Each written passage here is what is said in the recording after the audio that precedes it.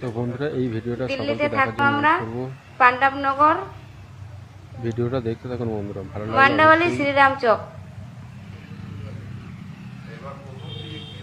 Share করবেন। প্রথম দিন একদিন আমাদের ঘরে 4টা লোক এসেছিলেন।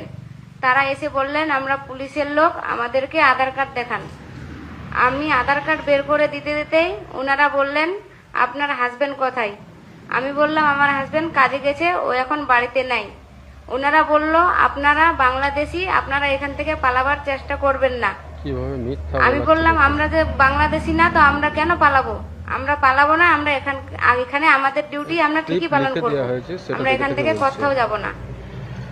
তারপরের দিন ওরা আবার 4 জন এসে, 2টা মহিলা 2টা পুরুষ এসে আবার বলল পুলিশের লোক আমরা, আমাদের সাথে আপনাকে যেতে হবে, আপনি হচ্ছেন বাংলাদেশি। লিখে দেওয়া হয়েছে, সেই আমি বললাম আমি মালদা ডিস্ট্রিক্টের লোক, আমি কিভাবে বাংলাদেশি? ওরা কিছু না শুনেই ওরা আমাকে একটা নির্ভুম জায়গায় নিয়ে গেল, নিয়ে যেয়ে ওখানে প্রচন্ড অত্যাচার করতে শুরু করে দিল।